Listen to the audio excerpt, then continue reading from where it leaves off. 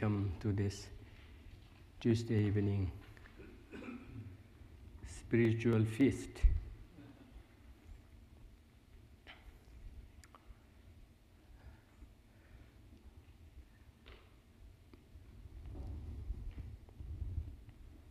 So we'll begin with, as per the usual protocol, we'll begin with a short meditation.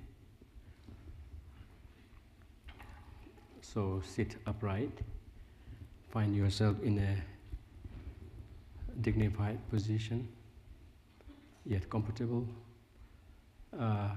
bringing the chest little forward.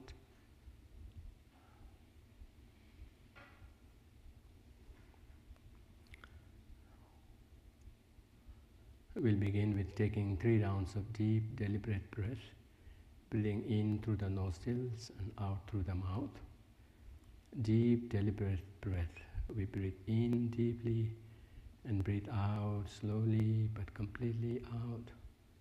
And then we begin the next round again. When we breathe out, feel that whatever lingering tensions there might be on the body, or any bugging thoughts, or any kind of unease, wherever it may be in the body, emotion, wherever it may be, feel that. Just imagine that those are also being released out with the out breath.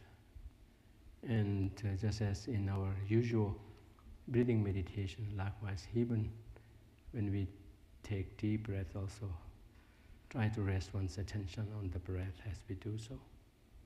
Let's begin with taking 3 rounds of deep, deliberate breath, breathing in through the nostrils and out through the mouth.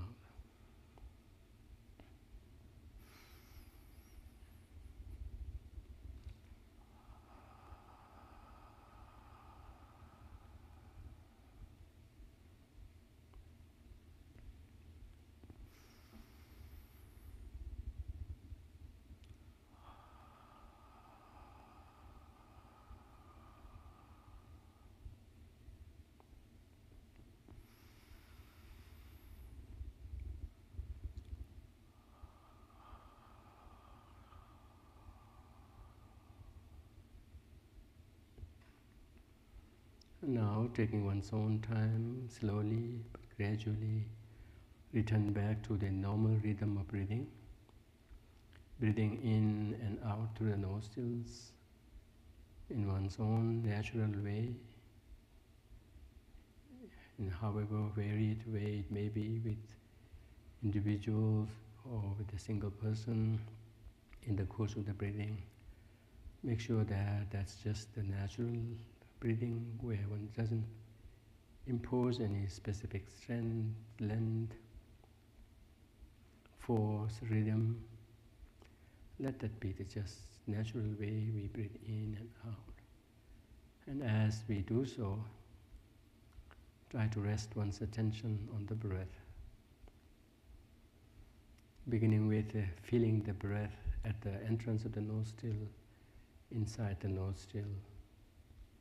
Every time we breathe in and breathe out, try to be aware of the breath by feeling the sensations of it in those areas.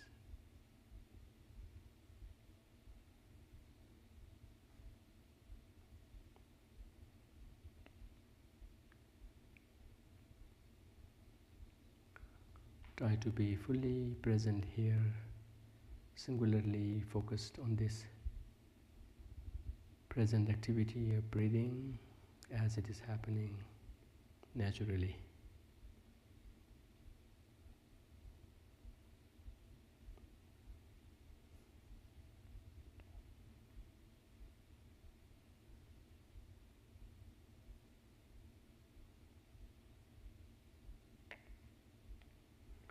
Let go of any attempts to control the breath, any attempts to impose any specific rhythm to it. Just let that be the natural way. All we have to do is just be aware of the breath. Feel the breath. Sense the breath in those areas within the nostrils and outside of the nostril.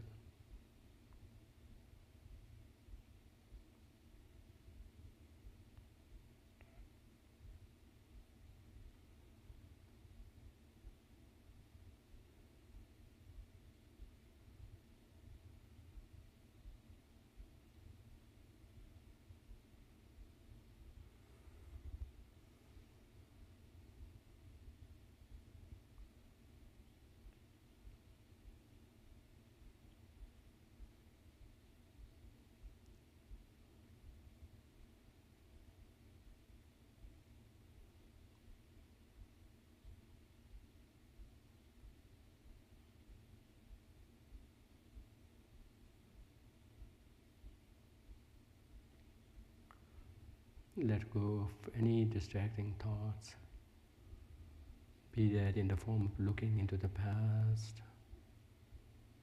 or stipulating something, anticipating something in the future, or being engrossed with anything happening right now in the form of sensations, feeling, sound, etc., other than breath. Just merely recognize them if such distractions happen. Merely recognize them, acknowledge them, without chasing after them, without holding on to them.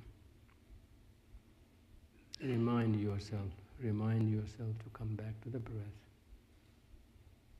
and rest one's attention on it by being aware of it, feeling it, sensing it as it takes place in a natural way.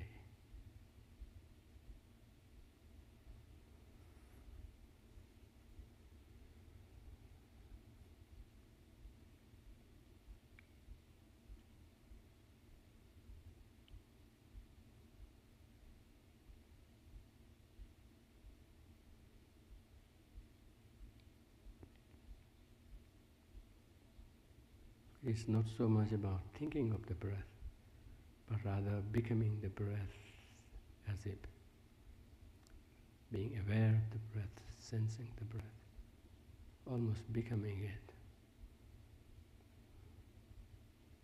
walking with it hand in hand at its own natural pace.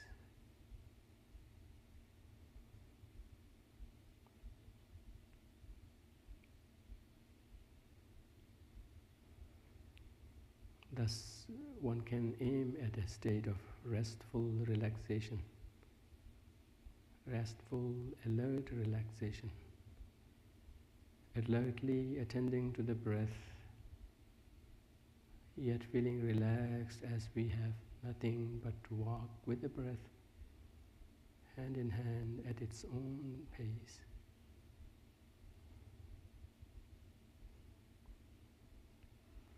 And try to stay with the breath round after round for as long as one can maintain attention. And as soon as one finds having wandered off, remember to start over again. Let's take a deep round of breath, this time both in-breath and out-breath through the nostrils.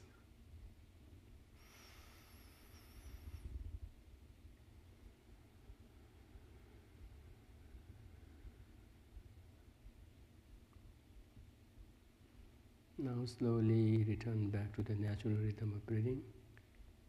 Breathing in and out through the nostrils and carrying out the meditation of being aware with the breath as best as one can, for so long as one can,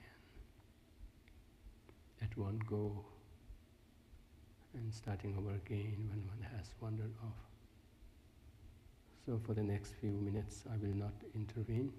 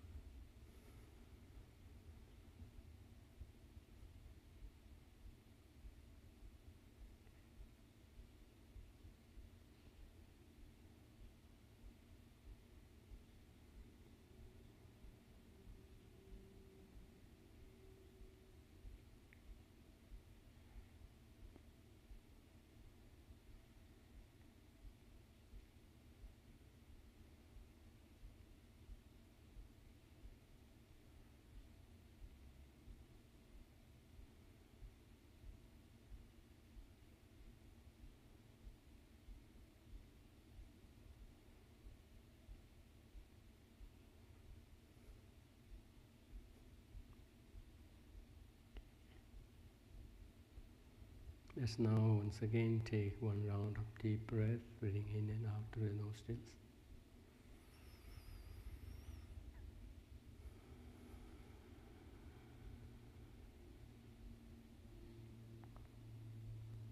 Now slowly return back to the natural rhythm of breathing. This time onward, we will focus on the breath at the entrance of the nostril without trying to follow it into the nostrils. We'll meet the breath, feel the breath, sense the breath at the entrance of the nostrils every time it goes in and flows out. We'll try to feel the breath there, including the gaps in between the breaths.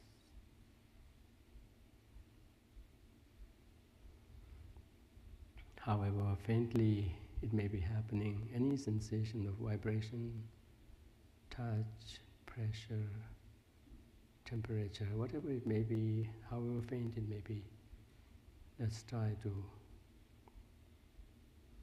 feel that, sense that at that very spot.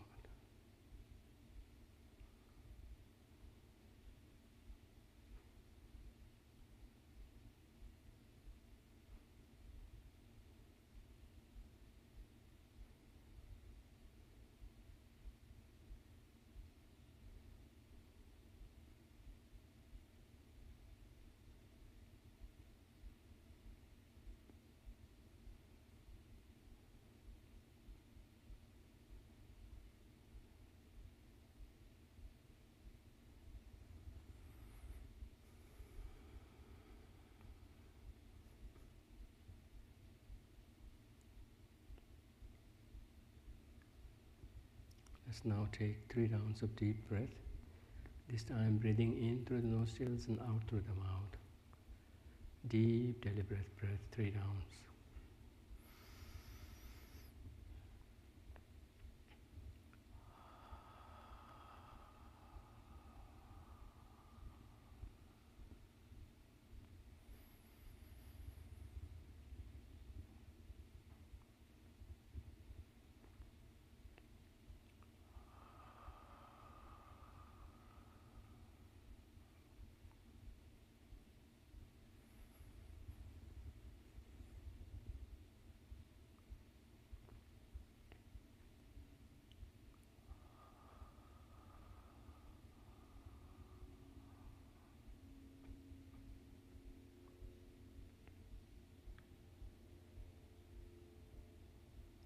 Now call to your mind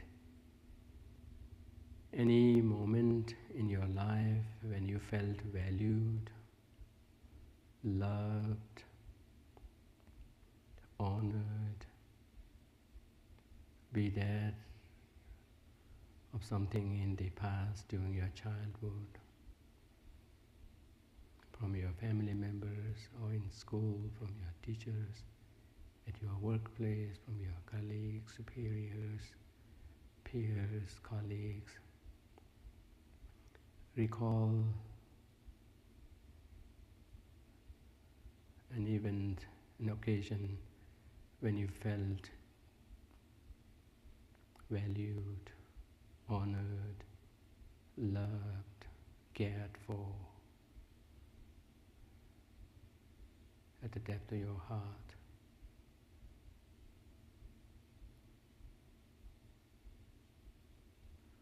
Recall that occasion. However fleeting a moment it might have been, even from someone smiling at you or gazing compassionately at you, try to recall that moment when you felt valued, cared for, honored, loved, at the very core of your heart when you felt that.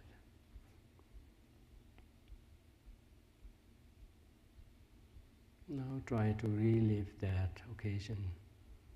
Try to relive that experience here at this moment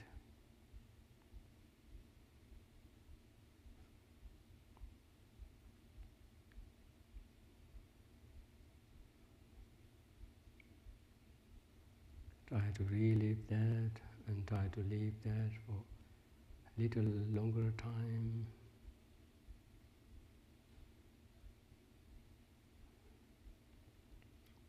So you have a better feel of what you experience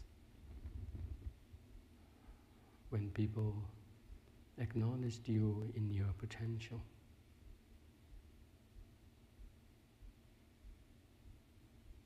Also recognize the potential within you of feeling genuinely peaceful, genuinely valued, the potential to recognize that, the potential to experience that, genuinely loved, and the genuine potential to feel that love.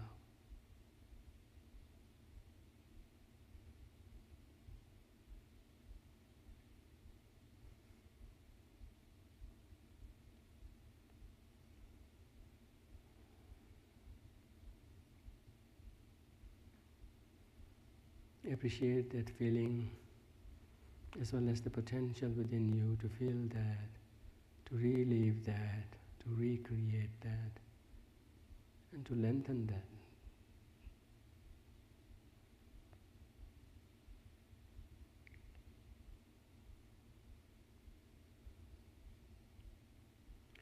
Value the same in others that you may have been part of, by loving them, by valuing them, by caring for them, in however direct or indirect ways you may have reacted with them, responded with them. You may have been a cause for a similar experience in others.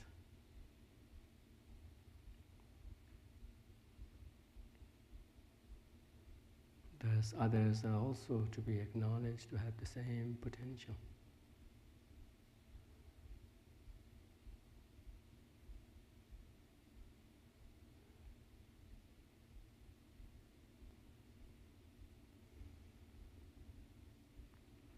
Recognize the power of as simple an act as that of a smile, compassionate gaze that can bring genuine peace, that can cut through layers of thoughts, conceptions, to touch the heart of someone else, like oneself.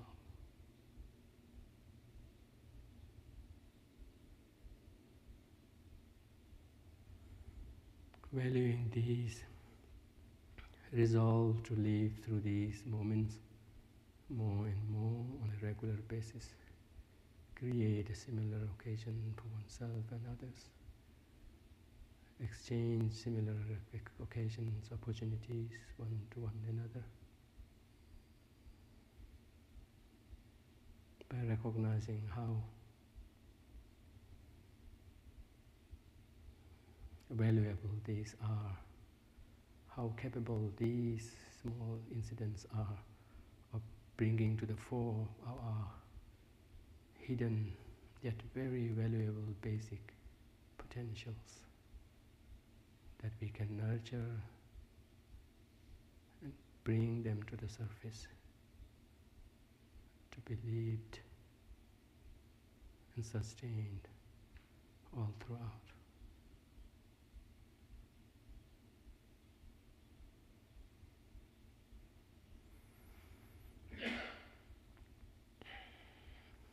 Within this feeling of valuable experience, of being loved, of being cared, of being honored, slowly come out of the meditation by lifting your gaze or opening your eyes at your own pace.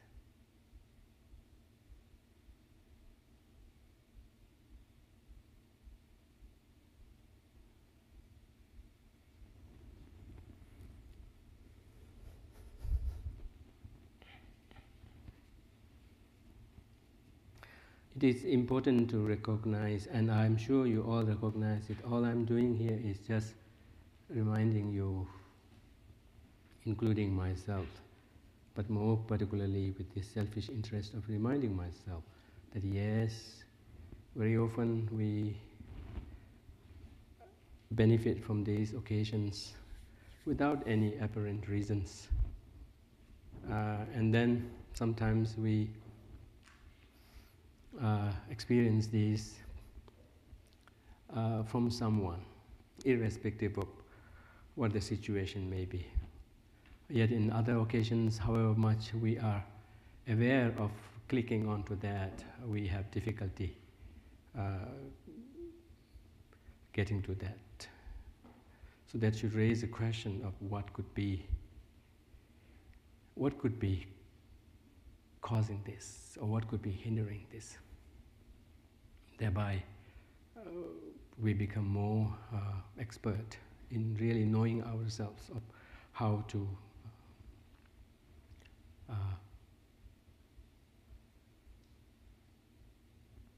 be in touch with our own potential, and thus be master of ourselves in bringing forth the best we have, irrespective of the situations, and if possible, even transforming the situations for oneself and others, and become more and more strong in remaining at peace with oneself, and thereby exuding that energy to others.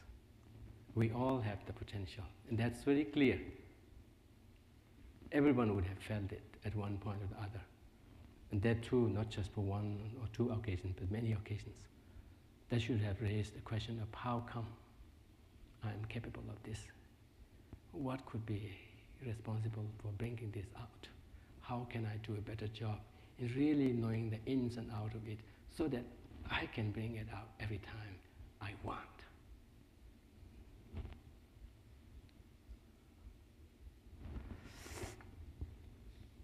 Having said that, which is very good news, but it is not that easy. And we are all reminded of this by the very opening mantra, Tadyatha Om Gate Gate, or with your permission, if I may, gate, para some gate, bodhi, swaha, so many gates.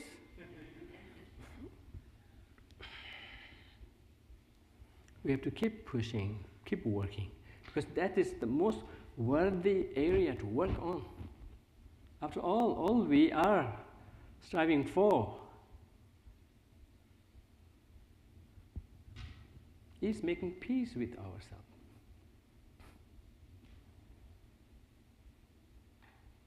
Without peace with ourselves, no matter how much we achieve, or we may be understood or labeled as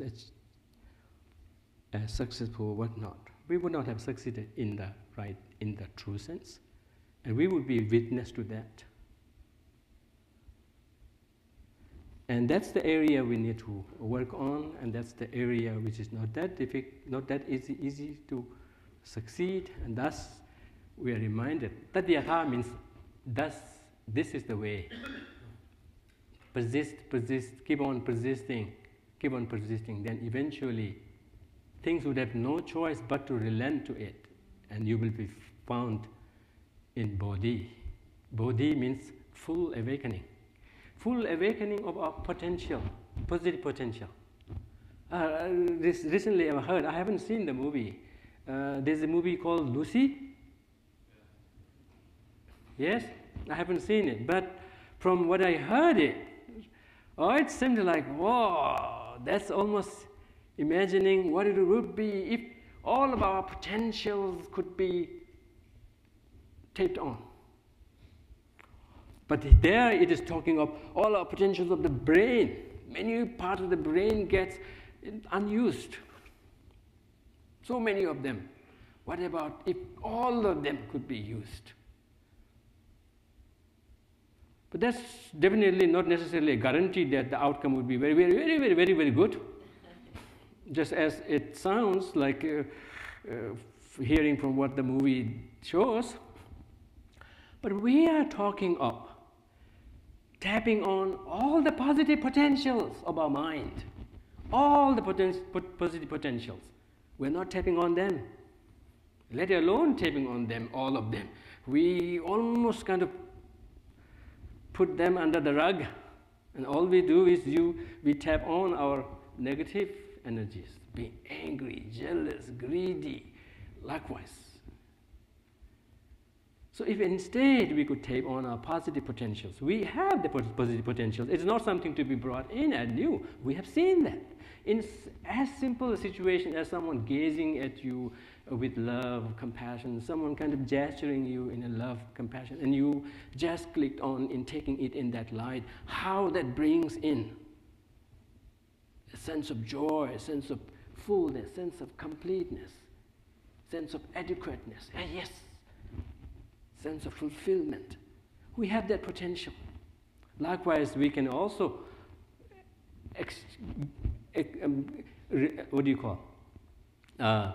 deliver to others love, compassion, as simple a quality like a loving gaze, smile, whatnot. And we are capable of doing that without necessarily having to have a reason for that. Sometimes it just comes natural. That becomes natural when we do not bring in any hurdles, obstacles. When those are clear, then there's no other choice but for the positive potentials to kind of naturally come out, and that's when we feel that. So that's a clear indication that we have the capacity, we have the potential. In Buddhist term, that's a sign, and that's a spark of Buddha nature. Buddha potential, except it is not that fully developed, nurtured. Whatever we may call it, we have the potential nonetheless. So here, when we are talking of meditation, we are talking of tapping on the positive potentials and, if possible, to the fullest capacity.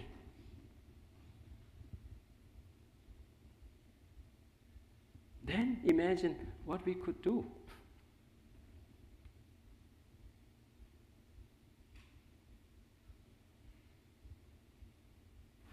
Full positive potential, fully awakened, in the trail of it, there will be no such name as destruction, hurt, harm, none of that. Because unlike fully tapping on the potentials of the brain, there will be no room for any negativity of the mind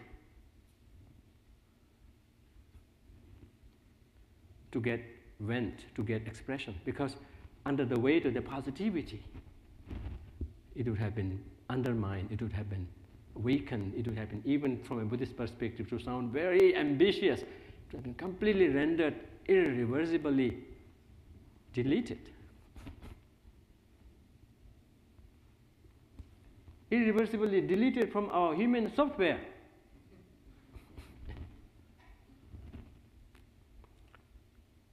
But again, be reminded, that doesn't mean that such a human being will be a very passive guy who wouldn't be able to respond to the situation. Of course, out of compassion, if need be, there will be even more force to respond positively, attentively.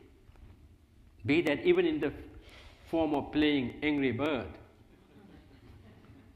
etc., etc. So that would be a positive activism to the fullest. But it is not that easy.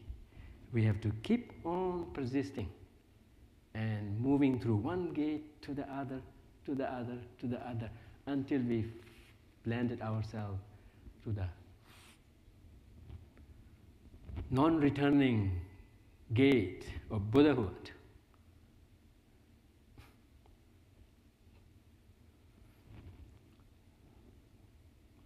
So that's what this is. This is very important. Sometimes we do like this. We say, oh, I have been patient 7 times. Now this is too much. Now I have full justification to be impatient. That's a clear sign of failing to persist, failing to go through different gates again and again and again, and giving up at halfway. You have gone to gate first, the second para gate, and then you said, oh, I've gone through para gate, I've persisted through this, but enough, I can't take it anymore. Then you completely fall down to zero, ground zero. In a way, but at the same time, be reminded. Sometimes we think that, oh, it's by being patient that I'm being kept from responding to the situation. That's a total misinterpretation of patience, misinterpretation of compassion, love, forgiveness. Usually we have this understanding, oh, when we forgive, that means no action. We have to forgive in the sense that we have to free ourselves from harboring any ill will towards the person whatsoever. In the wake of that clearance, there should be more space for compassion, more space for long-term, genuine concern for the well-being of oneself, of others, of the wider community. And thus, there's room for action, positive action.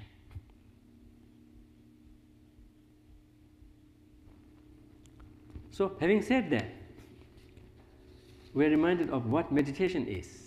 Meditation can take form in so many ways, and each tradition, each system could have meditation defined differently, maybe, or maybe not. But at least when I'm speaking of meditation, I'm speaking from Tibetan Buddhist context, with scriptural sources very clearly in my mind, not making up. So in the scriptures, as many of you may have heard me quote, meditation, literally, the term meditation, the Tibetan term is gom.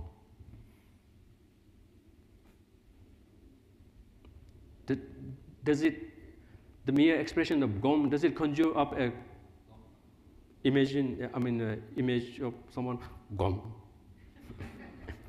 That's good, that's close to that. But gom literally means familiarization, accustoming oneself. But not just to anything, accustoming oneself, familiarizing oneself with the positivities within oneself. So that with the familiarization, the positivities with seed in there would begin to grow more and more and more, and be able to assert its say more in our life.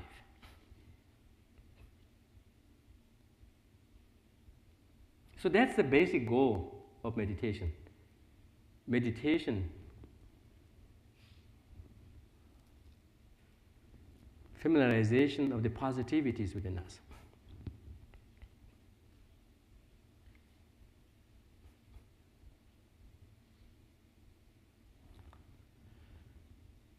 So with that as the goal, the question arises how to go about achieving that.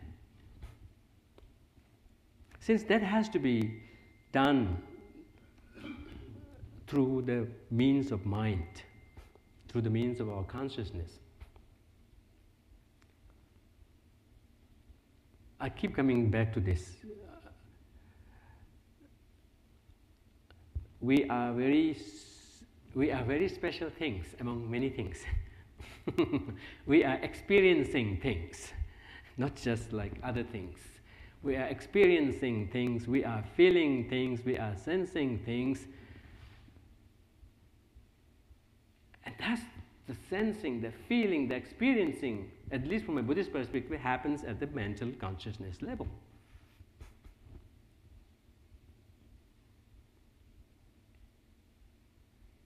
It seems like we may say, oh, something is happening here, some action potential got fired here, or something here, but we feel it here somewhere. I don't mean to say mind is here or wherever, but it doesn't seem to be actually here. We don't seem to, happy. No. We seem to be, we may touch somewhere here, but we feel the feeling somewhere else. I don't know, that's an indication of something, but maybe not. I may be completely mistaken, but somehow we feel. we experience. That's where everything matters. So, familiarizing with our positive potential, we enhance our chances, instances of feeling at peace, feeling in control of our emotions, so that we could even turn things around for ourselves and for others. Not be what you call bogged down by our confusions, our negativities, our misperceptions, whatnot. So towards that end, in the Buddhist scriptures, two basic tools need to be cultivated. The tools by themselves are not necessarily positive, but they are essential tools to work on, so that we could move closer to achieving that goal of building the positive feeling, positive reservoir within us. And those two basic tools are mental concentration and mental ability to carry out mental processes, analysis on the basis of that mental concentration. So it's a two-layer or two-stack tool. The basic layer is concentration. On the basis of that, then we build even more smarter mental layer of insight, of analyzing things, of cognizing things, of figuring out things, but not by losing the concentration base.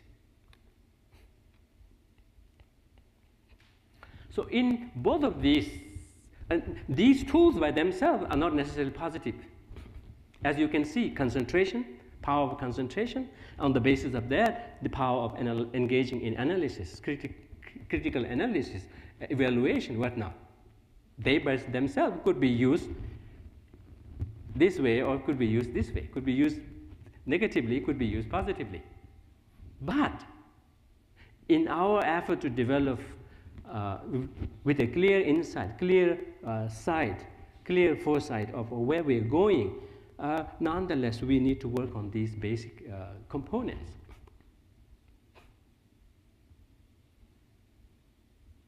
In the technical Buddhist terms, we call them shamatha and vipassana. In both of these are present a factor, a cultivated a factor called mindfulness. So what I'm presenting here is how the term mindfulness means differently in different contexts. Because in both of these components of concentration and that of analysis, critical analysis, evaluation, cultivation, contemplation, whatnot, on the basis of concentration, both of these invariably involve this tool of mindfulness. Be that being mindful of the object that you are trying to develop focus on, be that of mindfulness of not losing the object of whatever it is that you are trying to analyze on the basis of that concentration. In both of these elements, you have to have mindfulness, and that too of a high quality.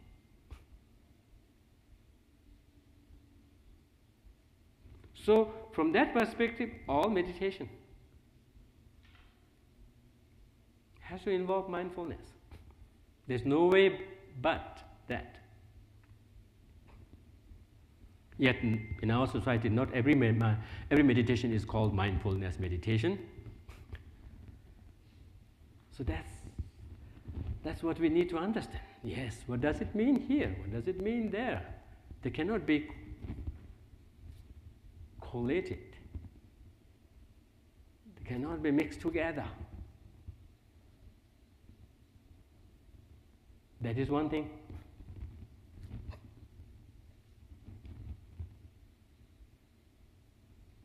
Another thing, from a Buddhist perspective, I usually use the analogy of driving, right? Say you are very focused in your driving, very focused. You do not listen to phones, you do not text, you do not listen to even radios. I find that even distracting. Oh, some people say, oh, NPR program is so good, I listen to it on my commute. Oh, do you do that? I get the chill. Oh, do you really want to recommend doing that or not? You could be lost in a story. Ooh, and within a blink, something could happen. No, I don't do that. But whenever I listen to the radio on my drive, when there's a red light, I'm stopping, then I turn it on. As soon as it begins to move, I turn it off. I have one thing to focus on.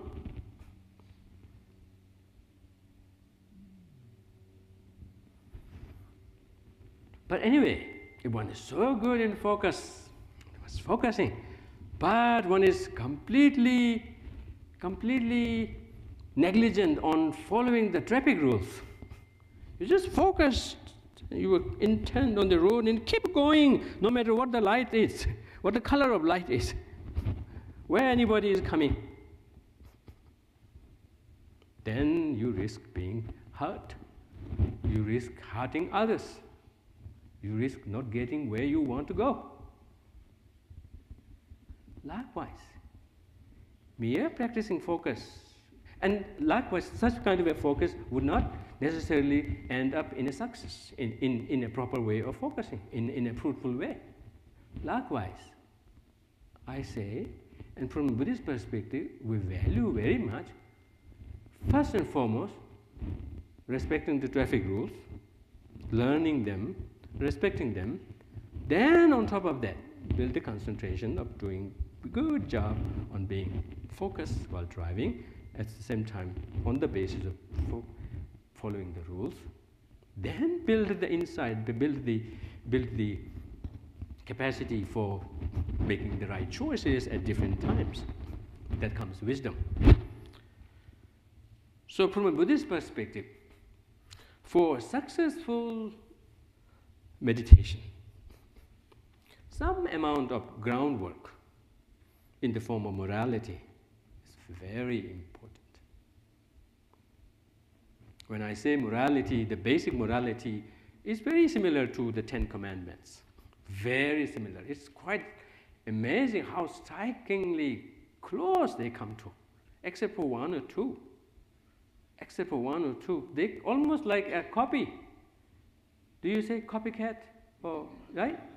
They're almost like copycat of each other. So, not just being expedient in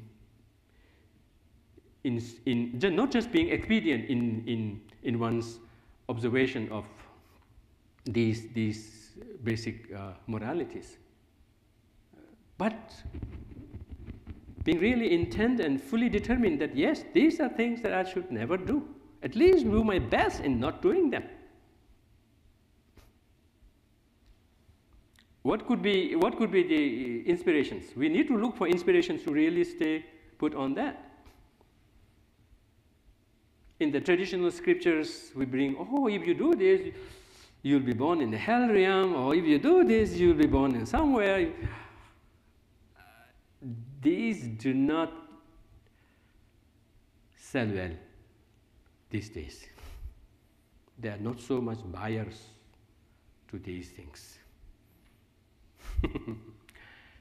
Yet at the same time, we need to get a way by which we could ourselves teach to be more to develop more integrity when it comes to morality, and likewise also teach others to follow suit. How would we do that? One very common way of doing is, oh, that's the best, that's the right way of doing. Very often, many people, even among the atheists, there's some who are even better in observing morality, in observing ethics. But when you ask them or when you look, what might be the actual driving force, they will say, oh, that's the right thing to do. So good. But there's another option.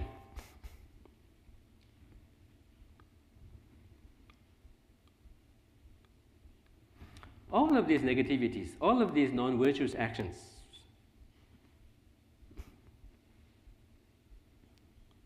when we engage in them, or when we allow ourselves to engage in them, or when we allow ourselves kind of a free license to them, that is at the same time giving free license for us to fall victim to our own afflictions. For any of those actions of body, speech, and mind to be counted as negativity, has to have afflicted emotion like anger, jealousy, greed, harmful intention, etc., covetousness, as the seed, as the very root. Otherwise, if one were to engage in the same action but out of compassion, whatnot, they will not be counted among the negativities.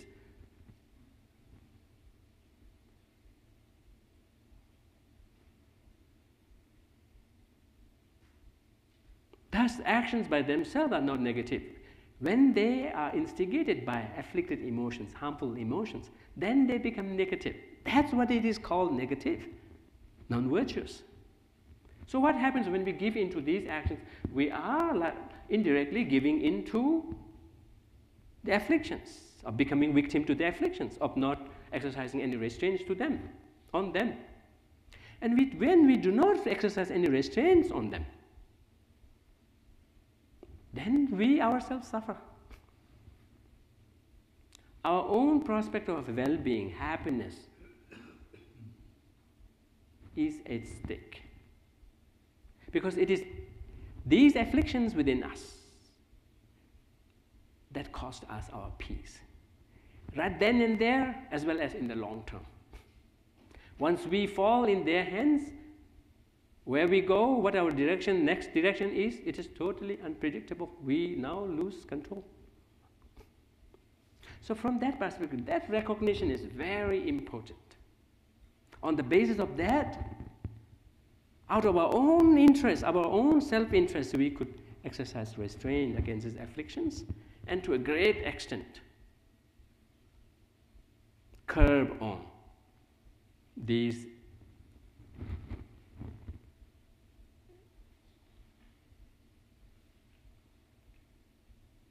extremities, these negative actions from body, speech, and mind. So if we could recognize that, then morality would not at all seem like something being imposed on us, that we want to resist, that we want to kind of neglect, that we want to even challenge, but rather as something there will be very, very volunteering, very, natural on ourselves. So from a Buddhist perspective, that basis is very essential. On that basis, then the concentration that we try to develop could be expected to go a long way. Could be expected to last long. And on that basis, then the wisdom that we try to develop on that would be possible. Say on a solid foundation of morality, on a solid foundation of good behavior, we can then we can expect for the mind to be relatively calm already. And on the basis of that, we can develop concentration. Once we have that kind of a concentration founded on a moral basis, then the insight, the contemplation, the insight, the critical analysis of things could be expected to go a long way, to be successful, whatnot. That's very, very, very important, very essential. Though not necessarily for just about anything that we may call meditation.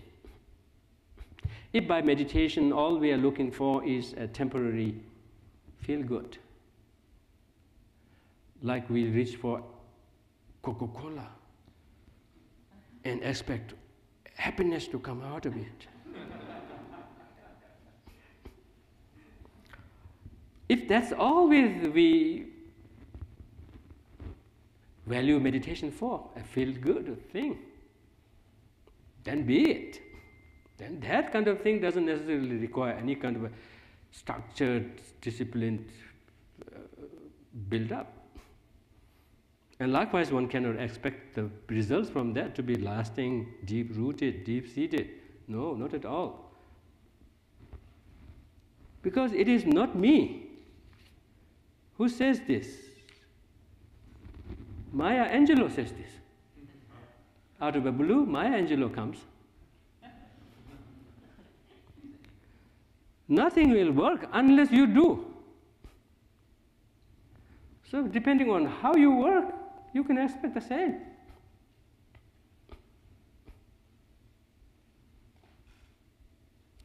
But, as I said earlier, if it is not just a feel-good thing, but an enterprise, an effort rooted in the recognition that yes, I aspire for happiness, and I have done a smart job of exploring, experimenting it, not just falling, do you say falling in? Fall off? Not just falling for what others say, but through my own deep exploration, I have seen that happiness comes from building a strong discipline within. Happiness comes from building a strong, positive mental foundation within. If that recognition is there, then one cannot look for any other way but to do anything in the name of meditation or in the name of whatever in that towards that end that would have some bearing on our emotions, on our cognitive perceptions.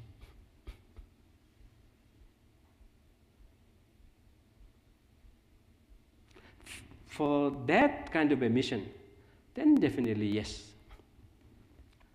One has to build, one has to move systematically by building that basis. But at the same time, don't get mistaken. When I say morality, it doesn't mean taking a vow, taking a precept, becoming monks and nuns. No. Even that is not necessarily a guarantee. All it comes to is the integrity. And the basic is following the 10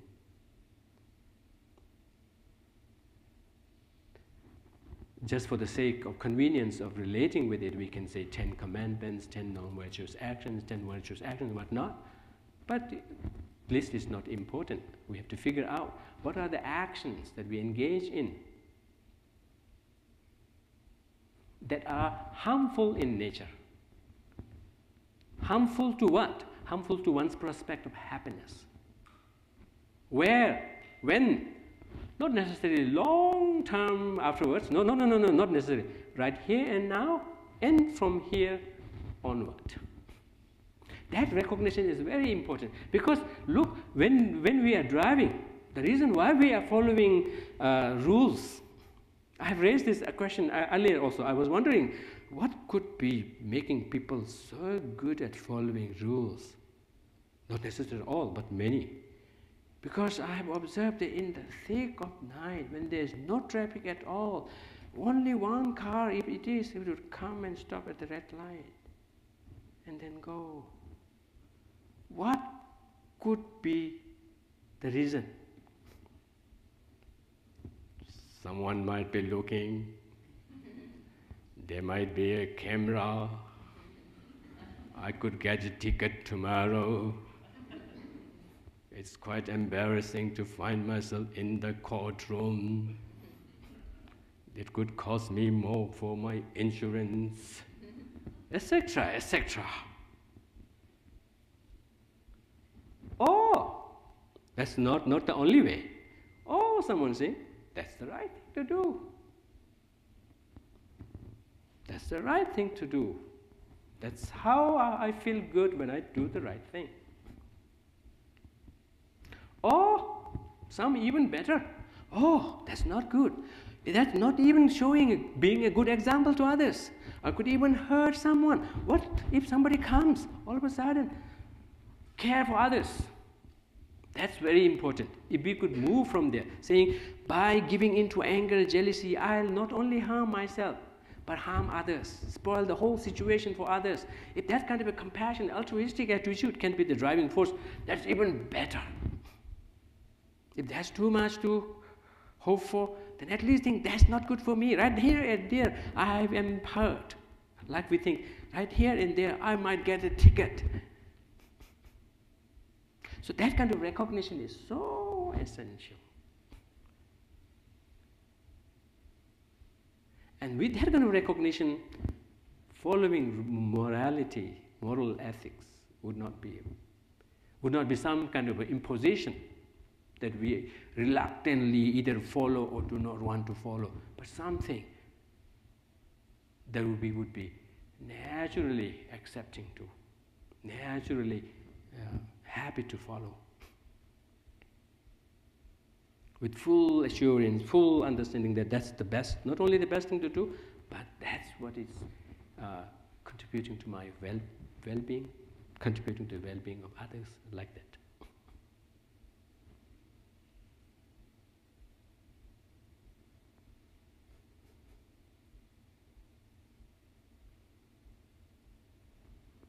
But then when we proceed with that kind of recognition, when we proceed properly by building these bases and doing the meditation properly, we need to know that meditation has to be done properly. It has to be done. There is a way to do it properly.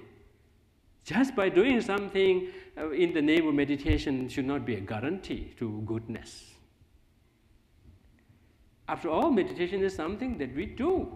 And doing means many processes involved. Many processes involved means the end result will depend on how processes have been done, how correctly well they have been done. If they have been done wrongly, incorrectly, how can we expect a good result from that?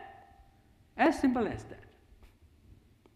And particularly from a Buddhist perspective, not a single thing, not even Buddha, is intrinsically good. Buddha is good because of his or her having worked on becoming good, dependently good, relatively good, not in the sense that in some context it could be bad. What it has become out of processes, out of work. Likewise is the meditation. It is not an exception at all. So meditation needs to be done properly.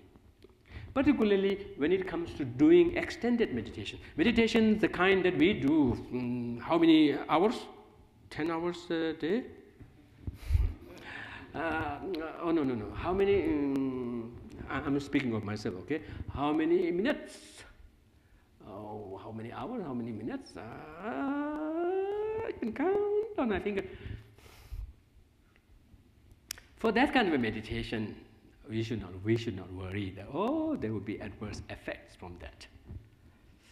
But when we somehow, through our understanding, practice, make a mind to do an extended meditation, then we have to be very particular to undertake meditation under the care of an expert teacher. Expert, yet very importantly, compassionate teacher.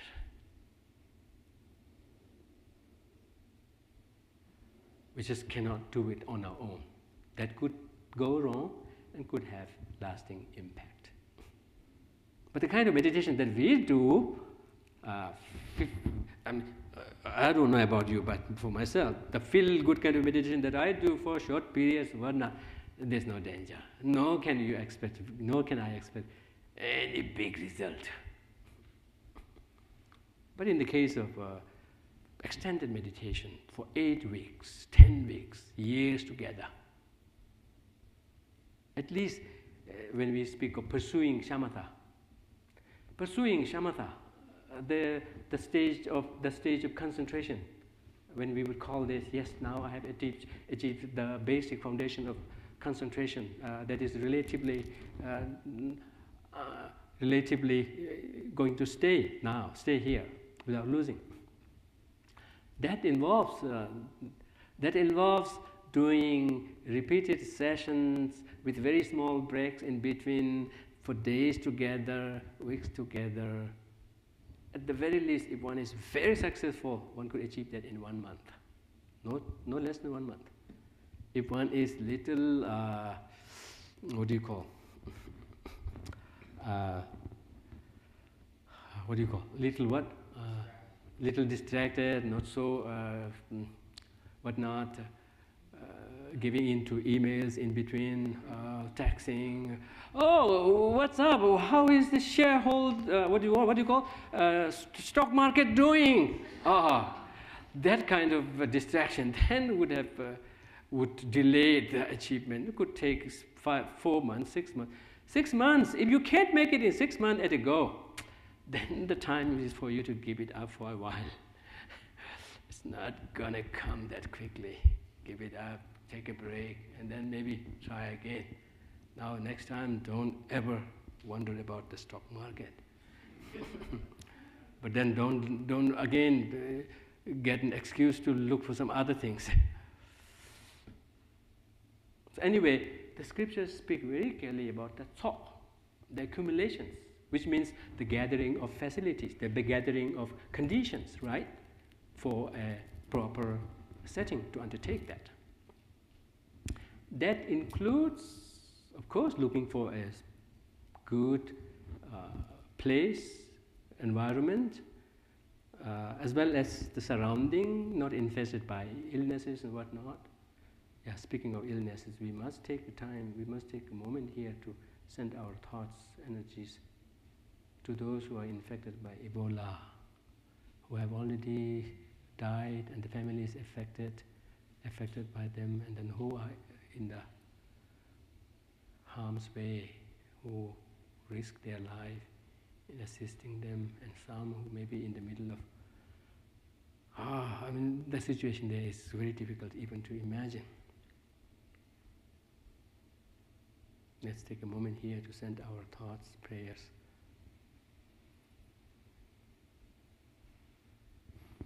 So yes, the condition should be freed from illnesses, dangers, whatnot. But then, those are the external conditions. But internal condition is, yes, a relatively solid moral basis. When we say moral basis, what does it mean?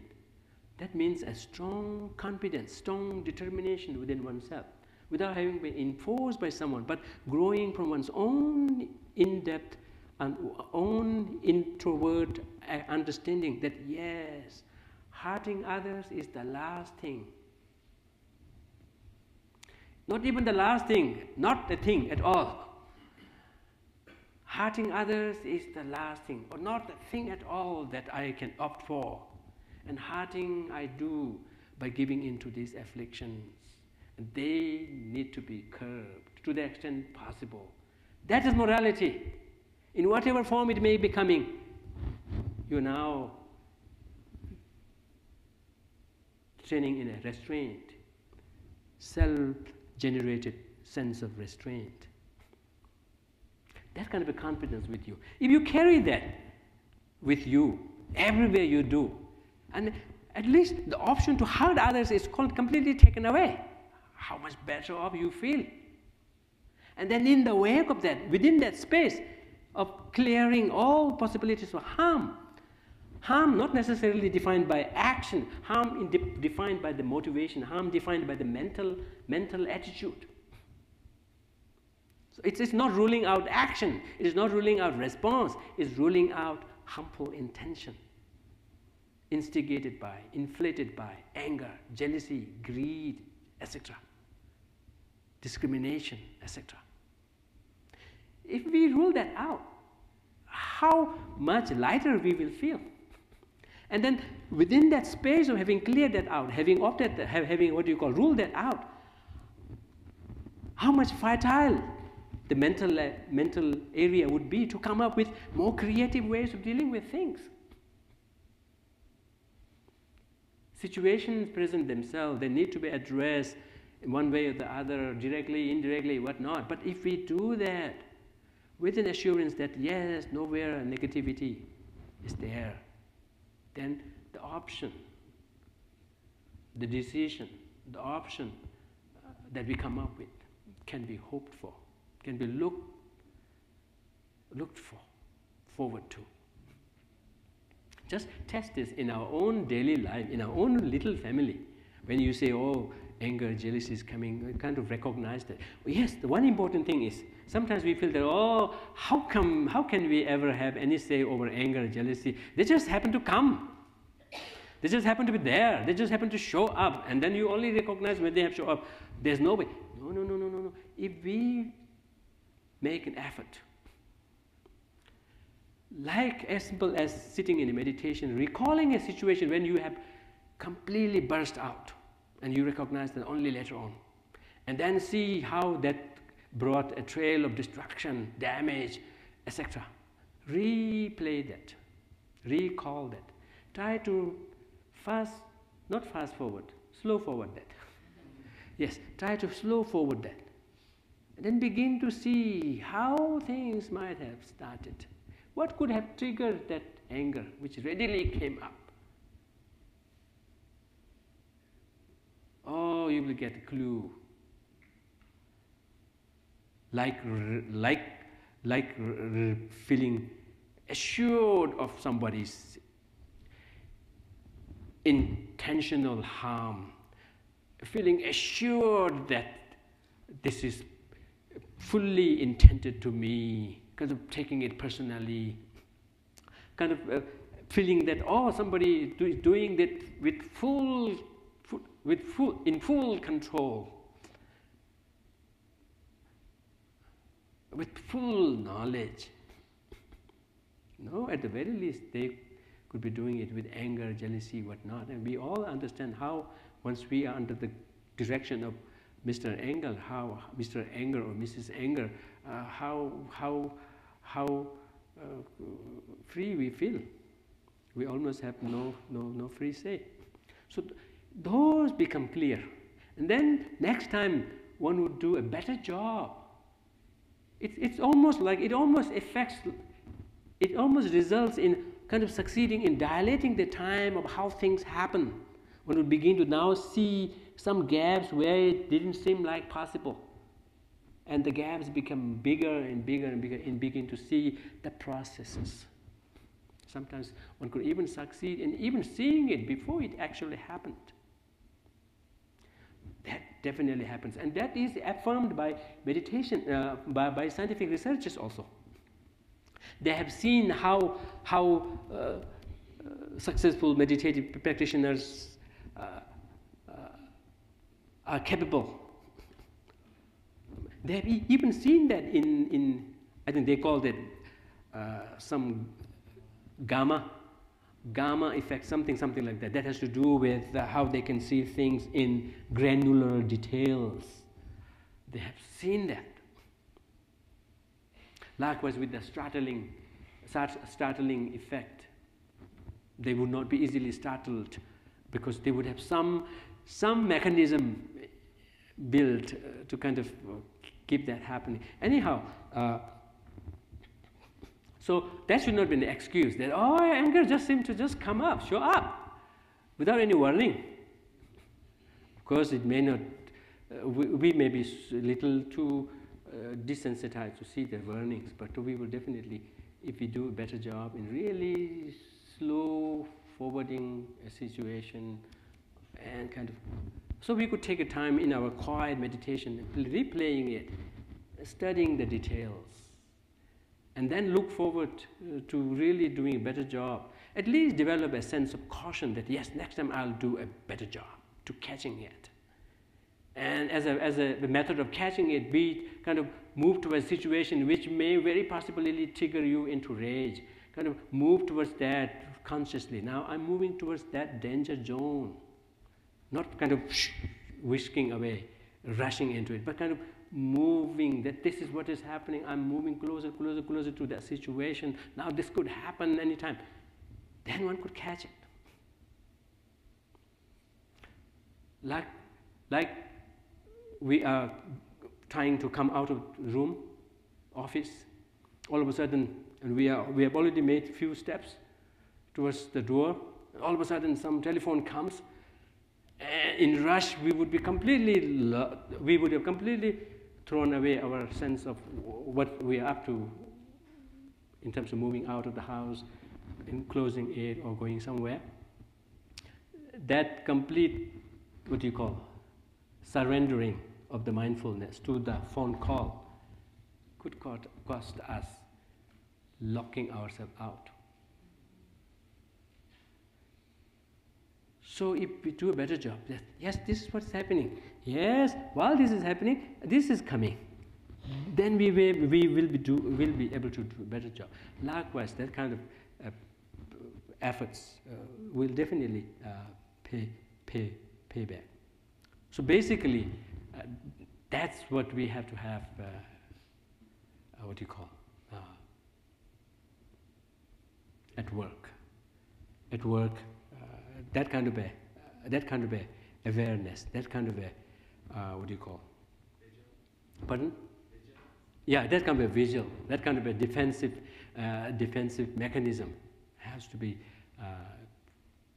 at work. And on that basis, if we could then develop morality in the sense of a what do you call, settled, very comfortable sense of what do you call, decision that yes, hurting is not an option at all. Yet at the same time, very, very, what do you call, fully informed that yes, that doesn't rule out doing something to the situation. If we could develop a morality on that basis, because basically why those actions are considered negative is because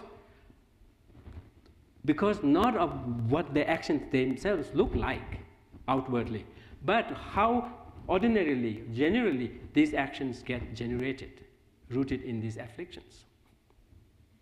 If we could do a better job in kind of ruling out those negative basis, underpinnings, then we could as well be engaging in a similar form, similar action, if need be.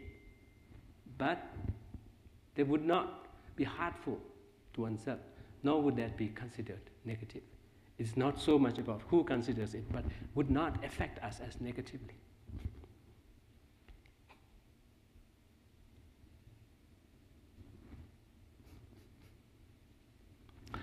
But then, very important thing is, so given our very busy life, when we don't even have option to do an extended meditation, in which case we have to do a better job in really, what do you call, researching well and be fully prepared with the gears at hand, with the teachers in place, everything. But for now, this is not an option. We are so busy with even much more important work. Then, for whatever time we have in meditation, it would be too, what do you call, what would be the expression? It would be too, I'll say it in Tibetan, okay? It would be too pangpo. It would be, I don't know, what would that be? It would be too valuable to be, I would use the term, it would be too valuable to be wasted only in following the breath and coming out of it. At the very least, seal that up with a compassion meditation. Seal that up with a meditation on appreciating the connectedness. One may begin with breathing meditation. One may begin with clearing the mind in kind of developing concentration. But since our project is not for building a big mental, what do you call, skyscraper of infinite love, compassion, or understanding, whatnot, it would be too pity to waste our time, whatever little time we have, just in observing the breath. Yes, start out with observing the breath, come to a relative state of focus, then use that in using that focus as a basis for then flowering into love, compassion that extends beyond one's small confines.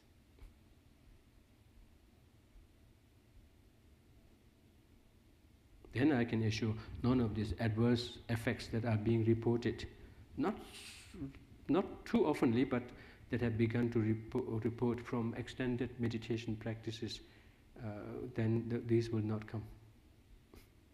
But for us, given the time that we allocate for meditation, although it is very important that whatever little time we have to do it very, very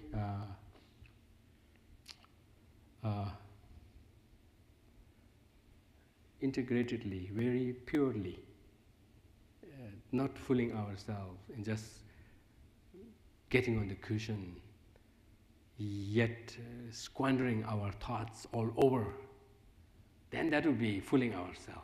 That would not even be counted as meditation. It would be cushiontation maybe, or anything, but not meditation. Cushiontation or cross-legation, whatever you call it, but not meditation. Please don't call it meditation. And then, no. That's so. Whatever time we have, we use it properly, and then do seal it up with the cultivation of love meditation. To learn love, compassion meditation, and also develop insight of our interconnectedness. It's not that difficult. Just take one thing, and then go on a journey of where this could have come. How many hands this might have changed?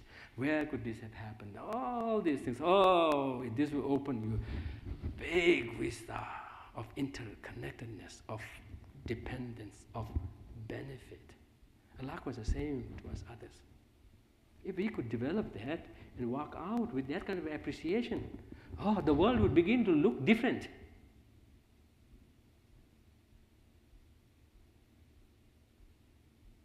The touch of appreciation, touch of gratitude, touch of connectedness.